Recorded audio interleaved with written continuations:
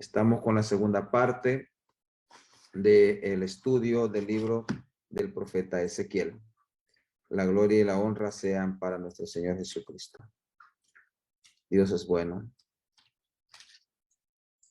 En el primer capítulo de este libro se da el llamamiento del profeta Ezequiel. Pero en el mismo llamamiento, Ezequiel describe la primera visión recibida de parte de Dios. Y esta visión es algo espectacular, como lo narra el capítulo 1 del libro del profeta Ezequiel.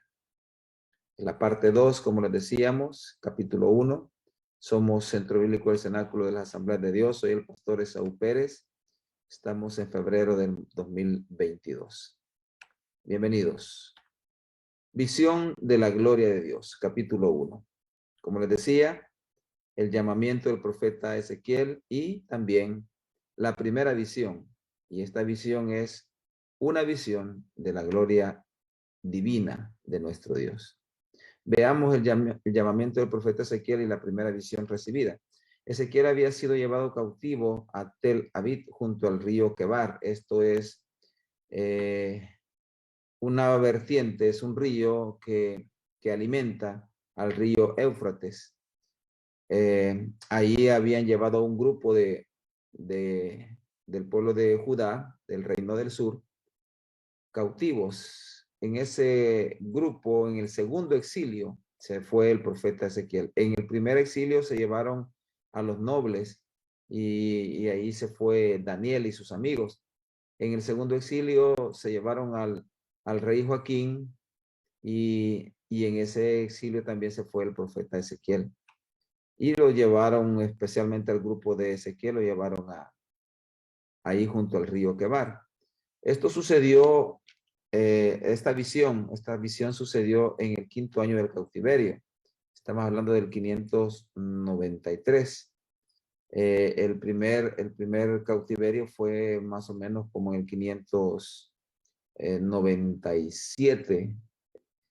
Fue el primer grupo de gente que se llevaron. Al 5º día del mes cuarto recibe el llamado y la primera visión. Vamos a leerlo. Dice: aconteció en el año 30, en el mes cuarto, a los 5 días del mes de que estando, dice, yo en medio de los cautivos junto al río Quebar, los cielos se abrieron y vi visiones de Dios. Ahí relata el lugar donde estaba cautivo el profeta Ezequiel. Cuando ya hablamos del 5º día del mes cuarto, estamos hablando el 5 de Tamuz. Tamuz más o menos se da entre junio o julio en nuestro calendario romano. Así que más o menos en el 593 recibe este llamado a ser profeta. A su 5º año de cautiverio, es decir, en el 597 se los llevan cautivos y en el 593 recibe esta visión. Aquí podemos ver más o menos dónde estaba el río Quebar. Estaba a las riberas, digamos, del río Éufrates. Era como un río que alimentaba al río Éufrates. Usted puede ver ahí en la parte superior donde prácticamente nace el río Éufrates y va a desembocar al Golfo Pérsico. Entonces, este río Éufrates se alimenta por varias vertientes y una de esas vertientes es el río Quebar, en donde estaba cautivo Ezequiel y muchos de los judíos que habían sido llevados cautivos por Babilonia. La misión de Ezequiel era explicar la razón del cautiverio y la caída de Jerusalén, y también hacer volver al pueblo exiliado, volverlo a Dios y darle la esperanza mediante la promesa de restauración de Dios. Prácticamente esa era la misión de Ezequiel. No solamente de juicio, sino que de esperanza, promesa de restauración que Dios le da a su pueblo que ya está cautivo, una promesa de restauración, que se cumplen 70 años después del cautiverio, es decir, 65 años, más o menos 65 o 67 años antes de que se diera el retorno de los judíos, ya Dios estaba profetizándolo a través de Ezequiel y a través de otros profetas, que su pueblo iba a regresar. Jeremías lo profetizó.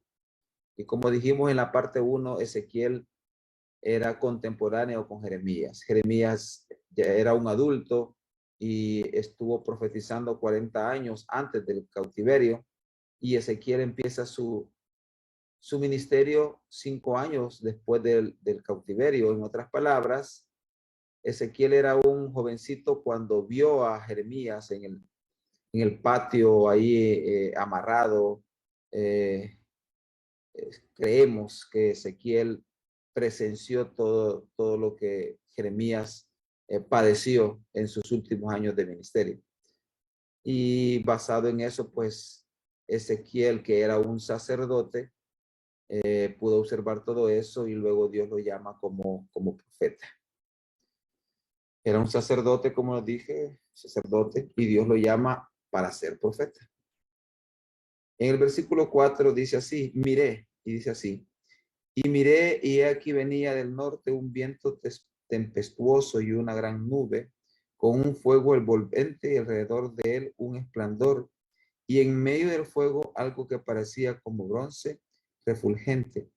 Veamos el versículo 5. Y en medio de ella la figura de 4 seres vivientes, y esta era su apariencia. Había en ellos semejanza de hombre. A Ezequiel se le da una visión de la gloria y de la santidad de Dios, como podemos leerlo en el versículo 28. Como parece el arco iris que está en las nubes el día que llueve, así era el parecer del resplandor alrededor. Esta fue la visión de la semejanza de la gloria de Jehová, y cuando yo la vi, me postré sobre mi rostro y oí la voz de uno que hablaba. Ahí podemos ver a Ezequiel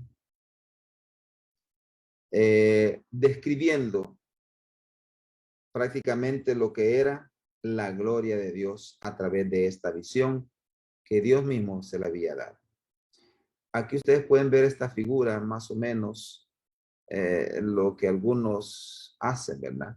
Ese arco iris que se mira en la cabeza del que está sentado en el trono, los querubines que están abajo, luego esos círculos que se ven como carroza, todo eso lo describe aquí en el capítulo 1, más o menos.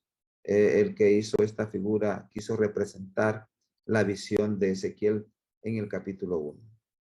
Ezequiel ve a 4 seres vivientes con semejanza de hombre, que luego se les identifica como querubines. Y si vamos al capítulo 10, versículo 20, dice, estos eran los mismos seres vivientes que vi debajo del Dios de Israel junto al río Quebar, y conocí que eran querubines. Por eso decimos que estos seres vivientes eran querubines, porque el mismo Ezequiel lo dice en el capítulo 10, versículo 20.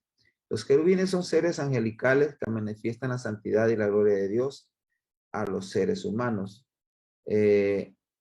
Más adelante, si Dios lo permite, tendremos un estudio sobre la clasificación y la estratificación de los ángeles. Los querubines eran ángeles muy usados, ¿cómo decirles? Sí, participaban mucho en todo lo que Dios hacía. Ahí podemos verlo nosotros en 1 de Crónicas 20:18 y en el Salmo 18:10, que son mencionados. También en el huerto del Edén cumplieron la función de guardianes.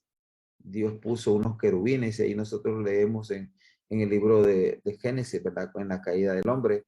Entonces, los querubines son bastante mencionados en la Biblia, igual que los arcángeles, solo que los querubines están un poquito abajo, hablando en la clasificación, un poquito abajo de los arcángeles, dependiendo de la estratificación que se haga de los ángeles. Pero sí eran seres angelicales, especialmente que manifestaban la santidad y la gloria de Dios, y que también eran funcionarios de lo que Dios establecía, juicio o protección o seguridad, ¿verdad? Dios los utilizaba para alguna de esas funciones. Aquí Ezequiel ve a estos cuatro seres vivientes con semejanza de hombre y que luego los identifica, como dijimos, como querubines. Tenemos aquí algo parecido, ¿verdad? A lo que era el huerto del Edén. Ahí podemos ver a los dos querubines que estaban cuidando después de que Adán y Eva pecaron. También acompañaban a Dios en tiempos de bendición. Cada uno de ellos con 4 caras, y ahí lo podemos leer en el versículo 6. Cada uno tenía 4 caras y 4 alas. Y los pies de ellos eran derechos y la planta de sus pies como planta de pie de becerro. Y centellaban a manera de bronce muy bruñido debajo de sus alas. A sus 4 lados tenían manos de hombre y sus caras y sus alas por los 4 lados. Con las alas se juntaban el uno al otro. No se volvían cuando andaban, sino que cada uno caminaba derecho hacia adelante. Y el aspecto de sus caras era cara de hombre, uno. Ahí va lo primero, cara de hombre. Y cara de león al lado derecho de los 4. Y cara de buey a la izquierda en los 4. Asimismo había en los 4 cara de águila. Por eso podemos verlo ahí. Que no tenían una sola cara, tenían 4 caras, hombre, león, buey y águilas, 4 alas con 2 arriba de ellos y 2 para cubrirse sus cuerpos.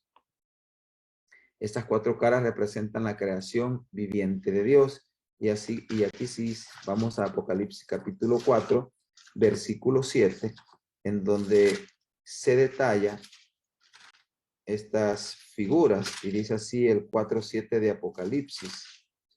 El primer ser viviente era semejante a un león, el segundo era semejante a un becerro, el tercero tenía rostro como de hombre y el cuarto era semejante a un águila volando. Aquí la única diferencia es con el becerro, pero el becerro prácticamente es un buey pequeño. Algunos dicen que es una oveja, pero prácticamente tienen las 4 mismas las caras que está hablando aquí Ezequiel. Y por eso se dice que estos querubines, que en el 17 lo dice Ezequiel, eran seres angelicales que están manifestando la gloria de Dios. Esas 4 caras, como decíamos, representan la creación viviente de Dios, es decir, hombres y animales. Y ahí podemos ver varios tipos de animales. En el cielo y la tierra nueva, toda la creación de Dios manifestará esa gloria. Y nosotros estaremos ahí presentes. En el versículo 12, siempre el capítulo 1, que es el que estamos estudiando, dice que cuando andaban no se volvían y eran guiados por el Espíritu. Dios mismo, prácticamente el Espíritu que les había dado, los guiaba. Y ahí podemos leerlo en el versículo 12. Y cada uno caminaba derecho hacia adelante, hacia donde el Espíritu les movía que anduviesen. Andaban y cuando andaban no se volvían. Eran semejantes a carbones encendidos, versículo 13. Cuando a la semejanza de los seres vivientes, su aspecto era como de carbones de fuego encendido, como visión de hachones encendidos que andaban entre los seres vivientes, y el fuego resplandecía, y del fuego salían relámpagos. Ahí podemos ver nosotros esta representación que prácticamente está hablando de el juicio de Dios. O sea, ustedes saben que, bueno, hemos sabido y hemos estudiado que el fuego puede representar la santidad de Dios, pero también puede representar juicio y castigo del pecado. Ahí lo podemos ver en Éxodo capítulo 3, versículos del 1 al 5. dice de la siguiente manera: apacentando Moisés las ovejas de Jetro, su suegro, sacerdote de Madián, llevó las ovejas a través del desierto y luego hasta Horeb, monte de Dios. Y se le apareció el ángel de Jehová en una llama de fuego. Ahí está la llama de fuego, que prácticamente está representando la santidad de Dios. Ustedes conocen la historia, y cuando le dice a Moisés: quita el calzado de tus pies, porque el lugar que tú estás pisando es tierra santa.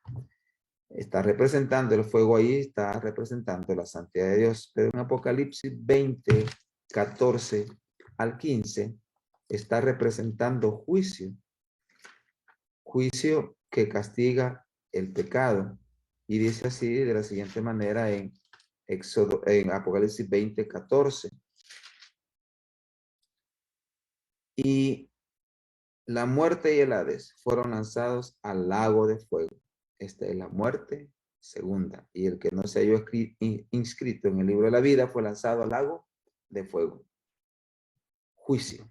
Así que en este contexto que estamos leyendo, en el versículo 13 de Ezequiel, capítulo 1, está representando la santidad de Dios. El fuego que resplandecía simboliza también la energía y el poder del espíritu, que siempre está activo y jamás descansa. En otras palabras, el fuego encendido, los carbones encendidos, representa el hecho de que el Espíritu Santo, el Espíritu de Dios, siempre está activo, nunca descansa, siempre está trabajando. Cuando dice que estaba encendido, eso representa lo que es estos carbones encendidos.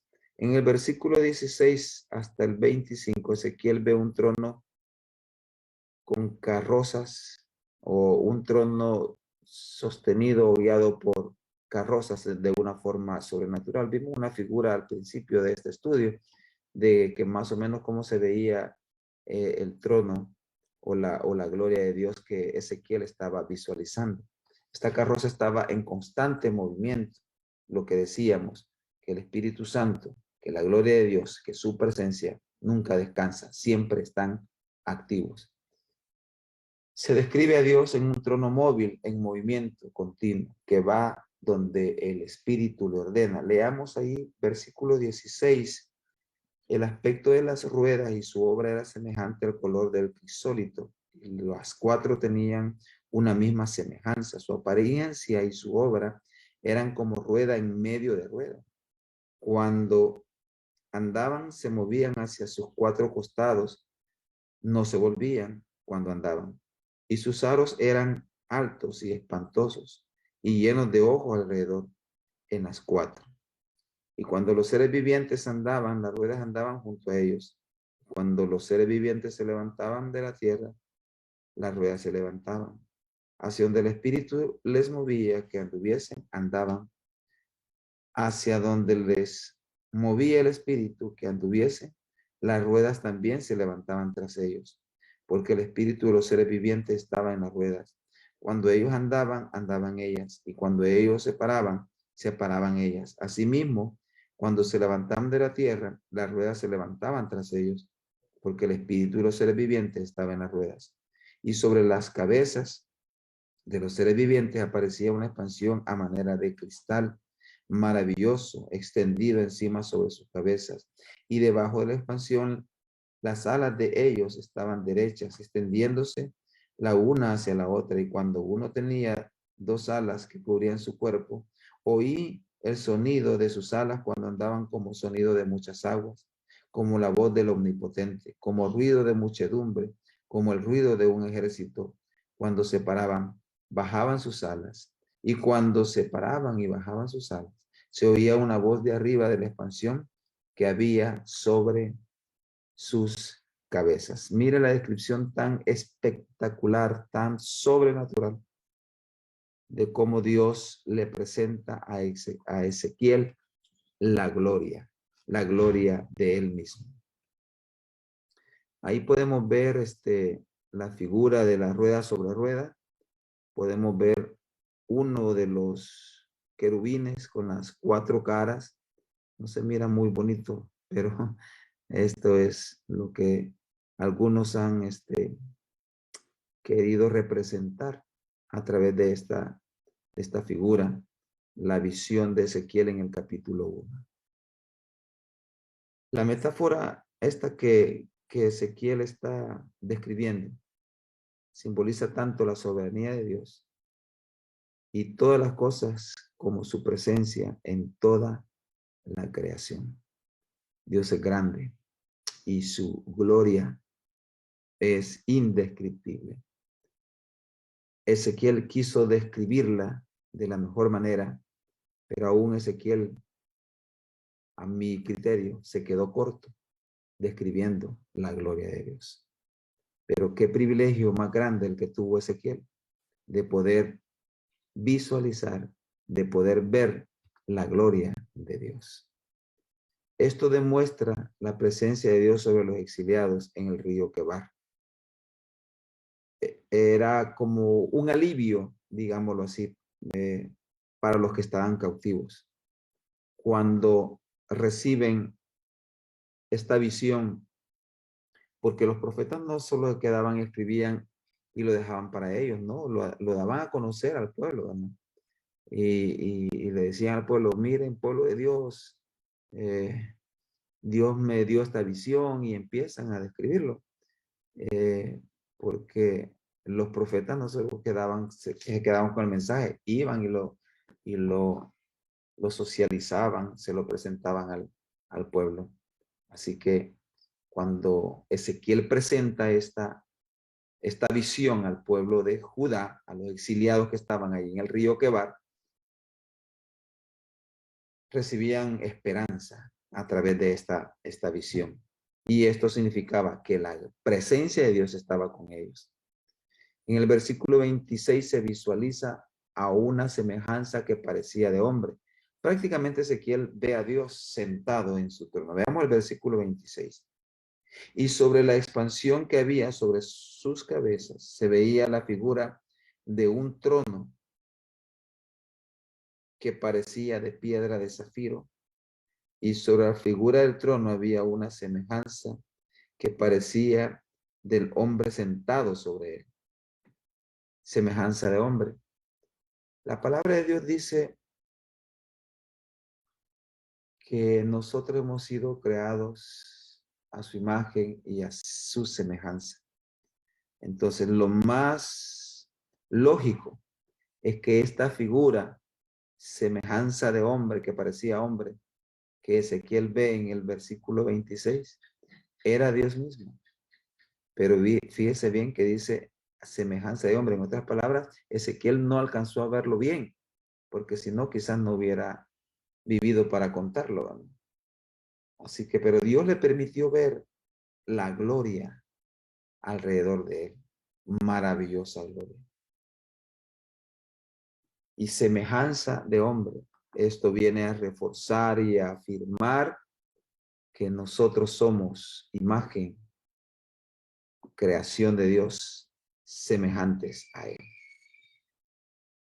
Esta visión también señala el hecho que cuando Dios optó por revelarse plenamente, lo hizo en forma humana por medio de Jesucristo. Y ahí podemos leerlo en Filipenses 2:5. Está en el Nuevo Testamento. Esto ya es prácticamente la manifestación de Dios hacia la humanidad. Mira lo que dice Filipenses 2:5.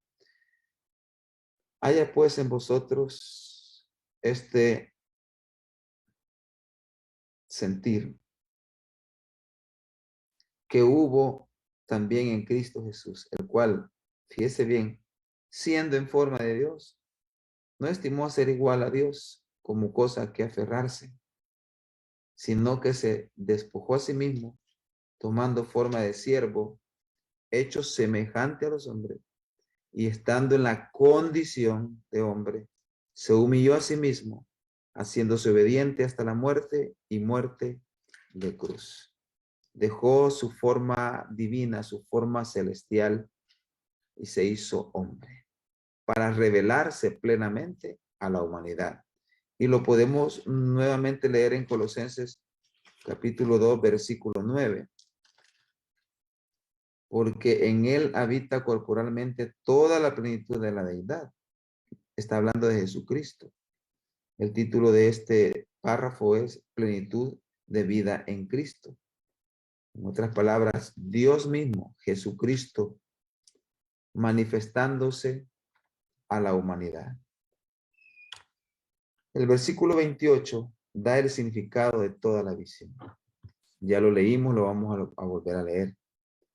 Si alguno no había comprendido lo que significaba todo esto de los 4 seres vivientes con 4 caras de hombre, de buey, de águila, de león, y no había comprendido el porqué de las carrozas y de todo eso y de los querubines, que son los mismos 4 seres vivientes, el versículo 28 lo explica en una forma breve. Mire lo que dice.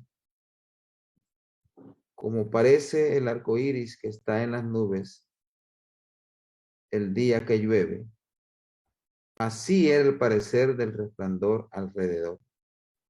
Esta fue la visión de la semejanza de la gloria de Dios. Ahí está, mire. Esta fue la visión de la semejanza. Y me llama la atención esta palabra. Esta fue la visión de la semejanza. O sea, Ezequiel no pudo ver la plenitud de la gloria de Dios. Por eso dice, esta fue la visión de la semejanza de la gloria de Jehová. Y cuando yo la vi, me postré sobre mi rostro y la voz de uno que hablaba. Y ahí empieza Dios a hablarle a Ezequiel, a darle toda la profecía para su pueblo.